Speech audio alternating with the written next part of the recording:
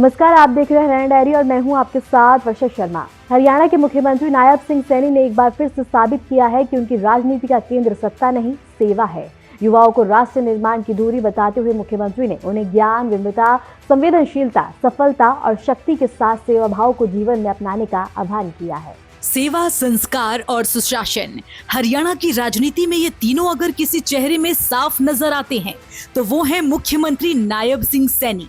सत्ता को साधन नहीं, सेवा का जरिया मानने वाले मुख्यमंत्री ने एक बार फिर युवाओं को राष्ट्र निर्माण का मंत्र दिया है। संदेश साफ है, ज्ञान के साथ संस्कार, शक्ति के साथ संवेदनशीलता और सफलता के साथ सेवा। मौका था श्री गुरु गोविंद सिंह कॉलेज के 61वें स्थापना दिवस पर मुख्यमंत्री नायब सिंह सैनी के संबोधन का, जो सिर्फ भाषण नहीं था बल्कि भावी पीढ़ी के लिए दिशा निर्देश था। मुख्यमंत्री ने कहा, गुरु गोविंद सिंह जी का जीवन हमें सिखाता है कि सत्ता से बड़ा सिद्धांत होता है और डर से नहीं, धर्म और कर्तव्य से जीवन जिया जाता है। युवा साथियों, गुरु गोविंद सिंह जी ने चारों साहिबजादों का बलिदान दे करके ये सिद्ध किया कि सिद्धांतों के लिए दिया गया बलिदान सबसे बड़ा बलिदान होता है। यह इतिहास नहीं, हमारे जीवन का ये मार्गदर्शन है। नायब सरकार का मानना है कि शिक्षक केवल किताबें नहीं पढ़ाते बल्कि पीढ़ियों का भविष्य गढ़ते हैं और यही सोच हरियाणा को नई ऊंचाइयों पर ले जा रही है। ये शिक्षा 80 अगर कहीं मिलती है, ये गुरुओं ने दिखाए हुए रास्ते से 80 शिक्षा मिलती है। 80 उससे आगे बढ़ करके काम कर रहे हैं। युवा साथियों, साडी सरकार अपनी भावी पीढ़ी को ऐसी शिक्षा देने के लिए प्रतिबद्ध है कि उन्हें रोजगार सक्षम बनाए, चरित्रवान भी बनाए और उनमें नैतिक गुणों का समावेश भी करें। युवा साथियों, हमारे शिक्षकगण भी यहाँ पर उपस्थित हैं।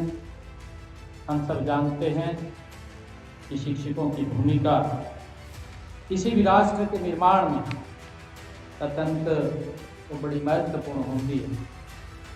आप केवल पाठ्यक्रम या किताब नहीं पढ़ाते, आप जीवन का मार्ग भी दिखाने का काम करते हैं। हरियाणा राज्य अनुसंधान कोष के माध्यम से सैकड़ों शोध परियोजनाओं को मंजूरी मिल चुकी है। राष्ट्रीय शिक्षा नीति 2020 के तहत हर जिले में मॉडल संस्कृति महाविद्यालय और 20 किलोमीटर के दायरे में कॉलेज, ये सिर्फ योजना नहीं, जमीनी बदलाव है। राष्ट्रीय शिक्षा नीति 2020 के तहत ये रोड मैप तैयार हुआ है। नीति के प्रभावी और पारदर्शी क्रियान्वयन के लिए पंचकूला में शुरू किया गया नीव पोर्टल सरकार की दूरदर्शी सोच का उदाहरण है।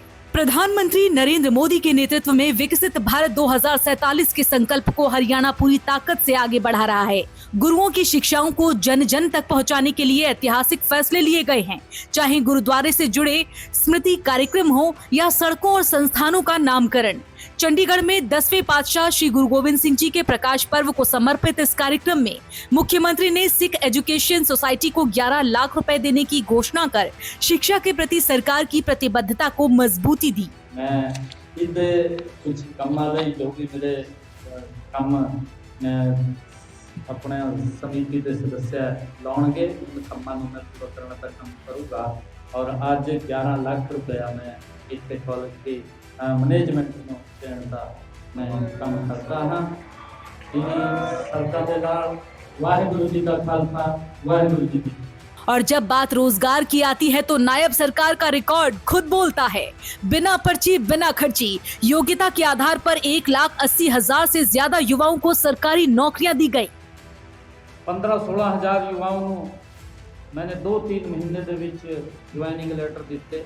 तो ये सिर्फ आंकड़े नहीं बल्कि भरोसे की राजनीति का प्रमाण है। कार्यक्रम के दौरान सिख एजुकेशन सोसाइटी के पदाधिकारियों ने मुख्यमंत्री का जोरदार स्वागत किया, जो इस बात का संकेत है कि हरियाणा आज सही दिशा, सही नेतृत्व और सही नीयत के साथ आगे बढ़ रहा है। गुरुओं की विरासत, युवाओं की ताकत और नायब सिंह सैनी का नेतृत्व हरियाणा के उज्जवल भविष्य की यही सबसे बड़ी पहचान है। सरकार आज जिस विजन के साथ आगे बढ़ रही है उसकी बुनियाद है युवा, शिक्षा और रोजगार। सही मायनों में यही भारत की गुरु परंपरा का सार है और यही विकसित हरियाणा का मार्ग है। फिलहाल के लिए हरियाणा डायरी में इतना ही। नमस्कार।